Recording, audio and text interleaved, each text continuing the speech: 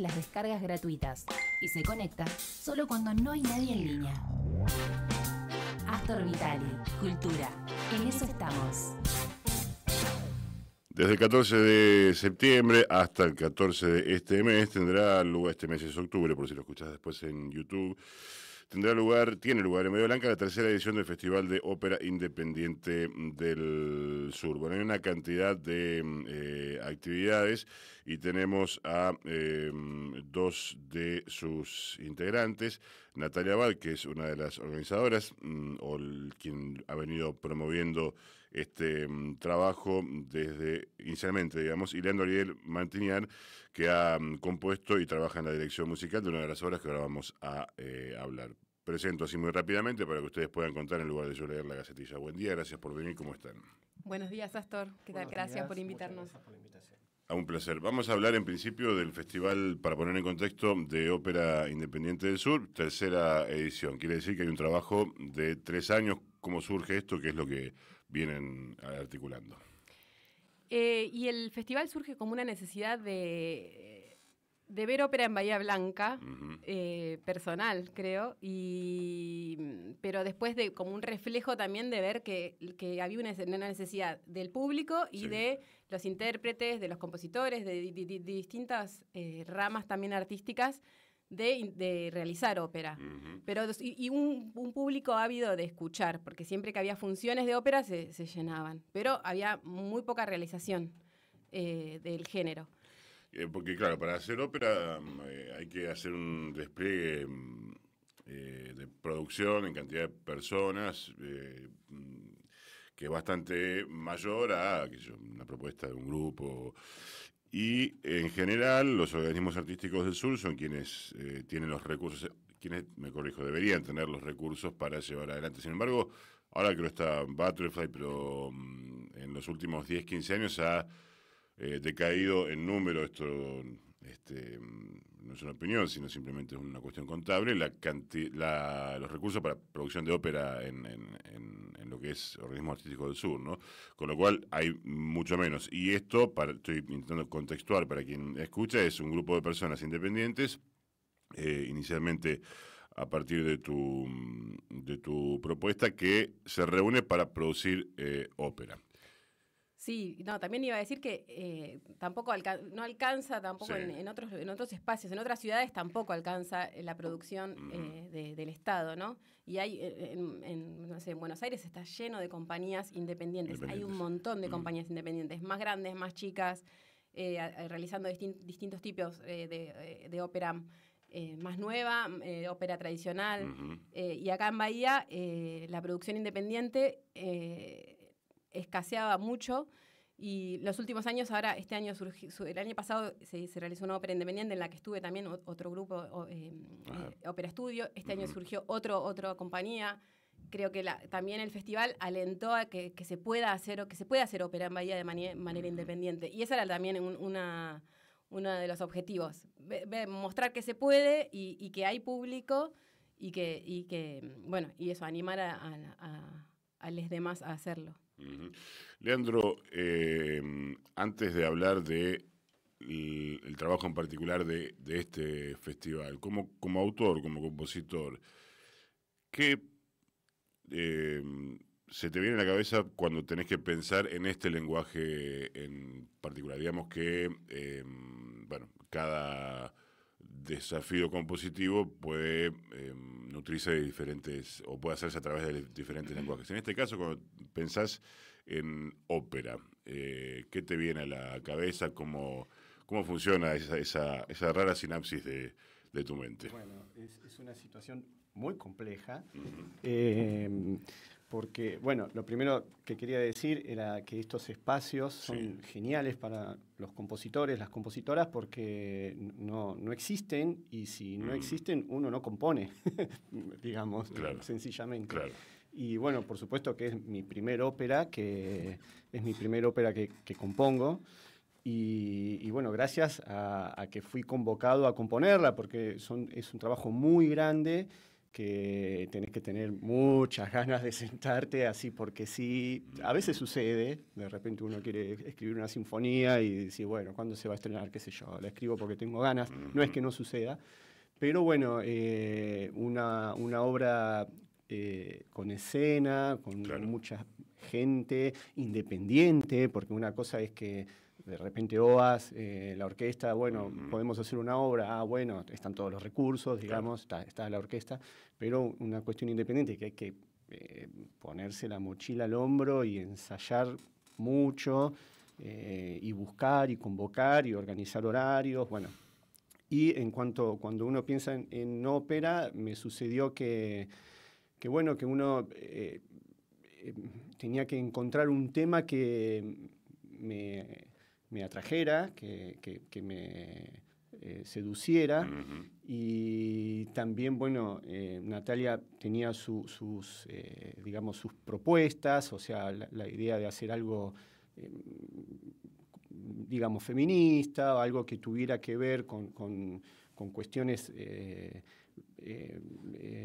grupos minoritarios y, bueno, entonces esto que queríamos hacer algo actual. Sí. Y bueno, yo estaba leyendo un libro que casualmente era de mi hermano, de un antropólogo, sí. Y bueno, como que las cosas se iban cerrando y me convenció empezar a trabajar en eso.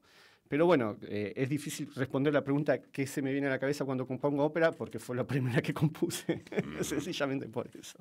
Es como que uno se va armando ahí con él, va aprendiendo. Te lo formulo de otra manera. El hecho de haber escrito obras que tienen que ver con diferentes lenguajes, algunos contemporáneos, y estrenado por orquesta, y acá vos introdujiste un elemento que es lo escénico. Ahí hay algo que me imagino que condiciona en el buen sentido, en el sentido de que tenés que ir por un camino que tal vez no vas cuando haces música para orquesta, que condiciona lo compositivo y que te lleva a pensar también en eso escénico, además de lo esencialmente musical, digamos. Sí, totalmente. Y en esta oportunidad, en esta ocasión, fue un desafío grande porque la idea era hacer algo no muy tradicional, o sea, con un argumento, que un hilo conductor, sí. que va sucediendo, sino la idea era hacer algo, cosas sueltas que tuvieran que ver con una idea central, pero o sea, cómo hacer algo más bien aleatorio, más bien que no tuviera una historia así, que viste que empieza y que termina. Yo quería hacer algo que se hizo, no es que no exista, pero no esa idea tradicional de ópera de que uno va y mira, sino también interactuar cosas y bueno, es como que tenía que armar diferentes situaciones que generaran eso, ¿no? Y digamos, hay una cuestión de música, ensamble, que eso sí, estoy habituado a escribir y a componer, sí.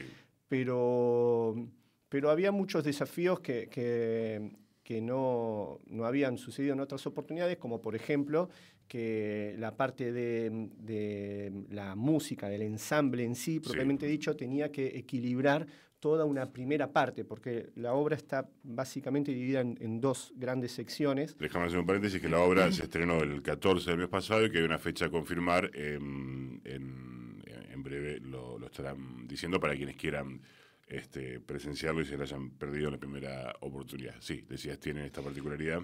Claro, que tiene dos grandes partes muy distintas, una de otra, y la segunda parte tenía que equilibrar musicalmente la primera. Bueno, no quiero espolear mucho, no vamos acá, no sé, la productora. Ya se estrenó. Entonces, la idea era, bueno, cómo porque más allá de la contemporaneidad, de los recursos actuales y aleatorios, yo buscaba también un equilibrio formal. Entonces, bueno, tuve que recurrir a un texto bastante amplio en la segunda parte para equilibrar toda la primera. Bueno, toda una cuestión interesante. Lindo desafío. La verdad que fue un muy lindo desafío. Y agradecido acá a Natalia. Leandro Ariel Mantirante, casi te cambio de profesión y todo. Es a quien están escuchando, Natalia Abad. Contame respecto al enfoque de este festival, creo que de todos, pero en particular de este, hablaba de la mirada. Recién Leandro, vos que has venido promoviéndolo, que es un poco la idea, o no un poco la ideóloga del trabajo, ¿por qué sería en realidad? ¿Por qué y cuál es qué están promoviendo en términos conceptuales? Y cuando decimos conceptuales, aquí hay una cuestión artística, también afecta a los cuerpos en la propuesta, no solo las ideas. ¿Por dónde va la cuestión, la búsqueda? Bueno, la búsqueda del festival en realidad no es solamente hacer ópera, sino también tiene una cuestión social y en particular, bueno, feminista. Desde el comienzo hicimos todas las óperas que realizamos tenían alguna cuestión, algo social que las atravesara, ¿no? Una temática que después pudiera atravesar el festival en las otras actividades.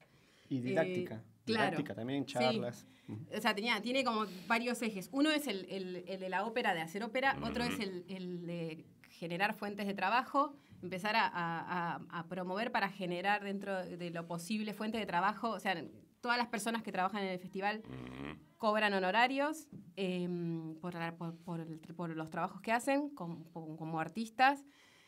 Luego, el siguiente eje es también de este didáctico de formación, donde realizamos talleres gratuitos para estudiantes, en este caso trajimos una maestra junto con Ópera Estudio de Buenos Aires y realizamos becas. Y el último eje también es que tiene que ver con lo social, que en este caso, bueno, que en otros casos, en los anteriores trabajamos sobre violencia de género, sobre la maternidad, entonces después hicimos talleres en torno a esas temáticas, y en este caso tiene que ver con la temática medioambiental, que es la temática de la obra en realidad. Por eso también me decía Ariel que, bueno, lo que pretendía yo de la obra, que también que no fuera simplemente contamos una historia por contar, sino algo que nos moviera. Y entonces, en torno a esa temática, que, bueno, la ópera es antropoceno, ¿no? No sé si querés contar algo, Ariel, pero es lo que habla es sobre cómo el hombre en esta... Bueno, algunos científicos quieren llamar a esta era la era del antropoceno, ¿no? Antropocentrista. Como el hombre es el centro de este planeta, de la Tierra, y utiliza la naturaleza como recurso, ¿no? Y no como no se siente parte de ella, sino que... separado de ella. Claro, está separado de ella y la utiliza como recurso. Y entonces, en torno a esa temática, a partir de mañana vamos a realizar talleres que son articulados con el CONICET y con la Universidad del Sur, con especialistas de diferentes áreas que tratarán la temática, pero para todo público. No hablarán de su especialidad, de qué están estudiando muy en particular, sino van a mostrar su mirada a partir de su estudio, de su campo de estudio, y trataremos de que sea lo más amenas posible, que se dé lugar a las charlas. Sí, que no sea el intento de difusión de un paper, sino un contacto más comunitario de quienes tienen un conocimiento sobre un tema. 3 del 10, un taller de cofilosofía, hombres y naturaleza, con Sandra Bote, esto es en Casa Coleman, el día 4, el viernes lo que dije recién es a las 19. Lo del día viernes, problemas medioambientales transversales, desafío a resolver para mitigar el cambio climático. Bueno, tiene un trabajo. Qué desafíos a resolver, sí. A las 19 horas, acciones para un futuro sostenible con Alejandro Vitale, esto también en Casa Coleman. Y el día 7, el lunes a las 18, música maestra, androcentrismo y sexismo en la música, con Silvia Palumbo Jaime, conocida aquí en esta radio. Esto es en ADUNS, pasaje Tres Arroyos 538, dije a las 18. Bueno, pueden buscar en las redes, hay más actividades de aquí hasta el día 10 que que están pautadas. Iba a decir que termina, pero bueno, está todavía Sí, la fecha confirmada. agrego algo acá. Sí. Bueno, lo pueden buscar en las redes del festival, que es Ópera Independiente del Sur. Las actividades estas con UNCI y CONICET están hechas en articulación, en trabajo coordinado con Casa Coleman. O sea, no es un trabajo solo de Ópera Independiente del Sur, sino es un trabajo coordinado con Casa Coleman, que depende de Fundasur. Sí. Y luego la actividad de música maestra es una actividad que está coordinada con UNSUR. Y se hace en ADUNS, por eso todas las demás actividades se hacen en Casa Coleman, pero esa de música maestra tiene que ver con también, por otro lado, una de las líneas que siempre era esta línea de feminismo. Bueno, entonces arreglamos esta charla también atravesada por la temática de la ópera, pero en otra línea, bueno, con Silvia Palumbo y con la Unión de Músicos del Sur. Yo no sé cómo será el almuerzo con el hermano antropólogo, pero de esa charla entiendo por lo que decías. Básicamente fútbol. Está bien. Contar, bueno, algo un poco más, ya lo explicó Natalia súper bien, pero la idea es esta, ¿no? De que el antropocentrismo, el hombre como especie humana y el hombre como género masculino también, que dominador absoluto del universo y centro, eso como el geocentrismo, ¿no? De hace 1000 años, 2000 años, pero que en realidad se profundiza, porque ahora es el hombre centro del universo y bueno, y separado de la naturaleza, como es algo cultural ya que viene de hace muchísimos milenios, que Dios te crea a la imagen y semejanza, ¿no? Que tiene que cuidar a la naturaleza, cuando la naturaleza existe desde hace 4.500 millones de años de antigüedad. Antes de este accidente claro, que se llama ser humano. Y es la primera vez en la historia del planeta que una especie cambia tanto el contexto, ¿no? El medio ambiente. Siempre se ha cambiado, por supuesto, pero ahora... Y bueno, ¿y cuándo empieza el antropocentrismo, ¿no? Con la agricultura, la ganadería, los asentamientos, con la revolución industrial, con la máquina de vapor, qué sé yo. Se acelera, está ligado a la acelera, producción y a la acumulación de capital. Exactamente. Esa es la idea. Me gustaría preguntarles en este sentido, aprovechando el tema que eligieron, respecto del problema del mito de la religión, en dos sentidos. Hay un filósofo argentino, León Rosisme, que plantea que sin cristianismo no podría haber, que es la religión que adopta el capitalismo. Sería largo de desarrollar, pero básicamente en ese proceso que vos señalabas largo y que también tiene que ver con la invasión a América, todo ese proceso de acumulación eurocentrista, y que vamos a dejar ahí como para más o menos dar referencia, pero aparece también una especie de símbolo religioso para creer que somos tan importantes como seres humanos y creer que tenemos la posibilidad de extraer de la naturaleza todo y que esto no tiene consecuencias. Hay que tener una fe, será en el dólar, será en esto o en lo otro, pero una fe muy profunda para ser tan torpe de destruir todo. Incluso hay gente que concibe nuevas personas, es decir, tiene hijos, hijas, con la plena conciencia de que su propia actividad a 30 años, 40 años, 50 años está haciendo un ejercicio de la violencia contra el entorno que es muchas veces irrecuperable. Esto por un lado, digamos, cómo piensan eso, y ni hablar de la cuestión feminismo, iglesia, etcétera. Bueno, y por otro lado, pero el anverso o el reverso de la cuestión de la fe, que tiene que ver con la música como rito, me gustaría preguntarles, porque justamente en esto de que las personas participen en la elaboración, en el momento en que se produce la la situación de ópera. Tal vez hay algo de recuperación que el capitalismo también separó en esto de la música como una cosa fuera de lo espiritual, digamos, como la industria del entretenimiento. Antes la música tenía que ver justamente con un momento de conexión con o el entorno o la creencia que fuera que tuviera determinada cultura. Bueno, dos temas muy abiertos para que ustedes contesten lo que quieran, pero solo porque tenés un hermano antropólogo. Bueno, nada, se me ocurren dos cositas que sí, son larguísimas para desarrollar y estoy totalmente de acuerdo con lo que vos decís.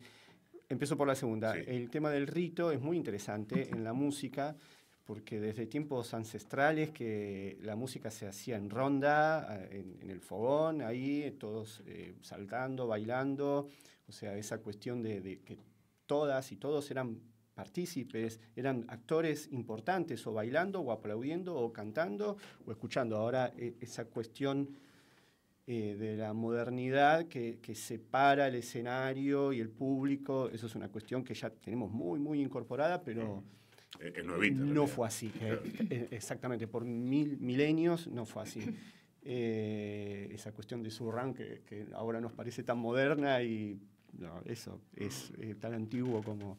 Y está bueno eso que vos decís, el rito, ¿no? de lo Digo musical. porque por lo que vi por ahí ocurre algo de esto también en la ópera que vaya, ¿no? Sí, claro, sí. Eso te iba a decir, que la ópera que estamos presentando, Antropoceno, tiene algo de eso, de ritual.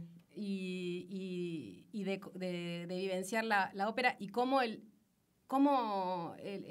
público que va deja de ser un poco público y empieza y transforma. De hecho, nosotros cuando hicimos la ópera lo que hicimos es hacer un ensayo general porque no teníamos ni idea de lo que iba a pasar. Hicimos un ensayo general que invitamos a estudiantes de las escuelas de teatro y de danza y realmente necesitábamos eso. Y fue, bueno, probemos qué pasa. Porque sabíamos que el público nos iba a modificar, que el ingreso de las personas nos iba a modificar a nosotros, que nosotros íbamos a modificar a la gente, que iba a pasar algo ahí de lo ritual, que iba a cambiar todo y que necesitábamos eso para poder luego enfrentar a la situación ya de la fecha concreta del 14 de septiembre. Y también sucedía que la gente nos decía... Obviamente no creemos no creo que sea una transformación que con esto vamos a cambiar el mundo, pero que la gente se reflexionaba durante el tránsito y sentía algo mínimamente, una mínima modificación, ¿no? Una pequeña modificación que hacía que pensar, bueno, ¿qué estoy haciendo? ¿Qué quiero? Y que a nosotros, bueno, nos pasó cuando lo hacíamos y también... Sucedió al público. Y bueno, y yo creo que la música y que las artes en realidad nos transforman y que en esto creo más en... Bueno, yo no soy religiosa, claramente, o no, pero sí creo en las artes como algo transformador y en la espiritualidad de las personas a través, cómo se expresa a través de las artes y cómo las personas podemos transformarnos y bueno, creo que también el festival tiene esa búsqueda artística como un poco espiritual. Bueno, en cuanto, si querés, el tema de la religión es muy, muy profundo y no me quiero meter en esa cuestión, pero sí tiene mucho que ver lo que vos dijiste porque la obra se llama Antropoceno, está basada en el libro de mi hermano, doctor en antropología, y ese libro es un comentario a la encíclica Laudato Si del Papa Francisco. Y es un comentario, una crítica, tal vez... Lo que plantea el libro un poco, en resumen, es que aún cuando hay buenas intenciones, intenciones de parte de la Iglesia, de parte de cualquier institución, nos creemos dominadores, nos creemos que tenemos que cuidar, y bueno, lo que plantea un poco también, lo que dijo Atahualpa Yupanqui, que hay que comprenderla a la naturaleza. No basta con amar algo, hay que entenderlo y comprenderlo. Bueno, eso es algo también muy profundo y que podemos discutir también por qué o cómo, si se puede comprender. Pero bueno, la idea es esa, aún con las con buenas... Está Sí. tan culturalmente arraigado esto de que hombre, naturaleza, dos cosas separadas. Sí, es como te relacionas con, como si no fueras parte de. Digamos. Exactamente. Y aún con las buenas intenciones del capitalismo, del eurocentrismo, Sí. que no sucedía con los pueblos originarios, ancestrales, que sí eran uno con la naturaleza, ¿no? Bueno, eso es más o menos. Bueno, hay mucho que ha quedado señalado, que no podemos profundizar en una entrevista en radio de 20 minutos, pero hay mucho porque hay mucho en el trabajo que viene haciendo el Festival Independiente de Ópera del Sur y queríamos contárselo a la audiencia, seguramente generar algún interés para que vayan a las charlas o a la función a confirmar. Le dejo el último minuto para que cierren agregando lo que quieran que no haya preguntado. Bueno, podemos, probablemente la fecha sea el 17 de octubre en la universidad, en el edificio histórico de la Universidad Nacional del Sur. En realidad estamos ultimando detalles para eso, pero ya está. Sí, no se todo. corregirá, pero para que se hagan una idea. Sí, así que Cruzamos eso los pueden... sí, y la idea es recorrer todo el espacio, así que entrar a la universidad, recorrer las aulas, recorrer los pasillos, igual que lo hicimos en el Teatro Municipal, hacerlo en la universidad. Así que... ¿En la universidad de qué edificio? En el de Alem, el histórico, el Alem 253. Y eso por un lado, y bueno, y también, bueno, voy a hacer la propaganda de también. Y bueno, y también para las charlas que comienzan mañana, eso que Yo iba a decir que vayan eso, a las redes que tal como dijiste, Astor, Sí. esto del antropocentrismo y qué sé yo, va a ser muy bien desarrollado Sí, sí. por gente que sabe, científicos que han estudiado. y seguramente en las charlas. estuvimos teniendo charlas con estas personas que van a dar, con los científicos que van a dar las charlas, y todos van a tener una mirada distinta. Totalmente. Y eso está bueno, porque según cada especialidad, y también algunos me tiraron data que yo no tenía, cosas que yo decía, pues no sabía esto. Y tal vez tenemos mucha información, pero en realidad en este tema hay en realidad muchas líneas, ¿no? No es tan claro, nada es tan claro. Muchas líneas y pocos lugares donde poder discutir posiciones diferentes, que es una cosa totalmente saludable y fuera de práctica en general, ¿no? Uh-huh. Y bueno, y en cuanto, dos palabritas, que la ópera es una línea artística, somos artistas, es una línea artística, y la idea fue plantear el problema, ponerlo así, un granito más, digamos, y bueno, genial que haya científicos que quieran desarrollar esto y debatir, ¿no? Sí, bueno, y vayan a escuchar la ópera porque efectivamente la experiencia de ir, nada de esto que hemos dicho reemplaza o suplanta la experiencia de estar ahí, de escuchar, de ser parte. Y además valorando al festival y la propuesta de un autor. Yo siempre digo no hay autores locales porque si no, Beethoven, que era un músico local de Bonn, o Silvio Rodrigo, un músico local de La Habana, ¿no? Hay músicos, hay músicas, pero sí es cierto un trabajo de alguien que propone algo a esta comunidad y compone simplemente eso y no tan simplemente, es un laburo. Bueno, muchas gracias por venir, estaremos atentos a la confirmación del 17 de octubre. Gracias a ustedes. Gracias por la invitación. Natalia Abad y Leandro Ariel Manteñal, Festival Independiente de Ópera del Sur.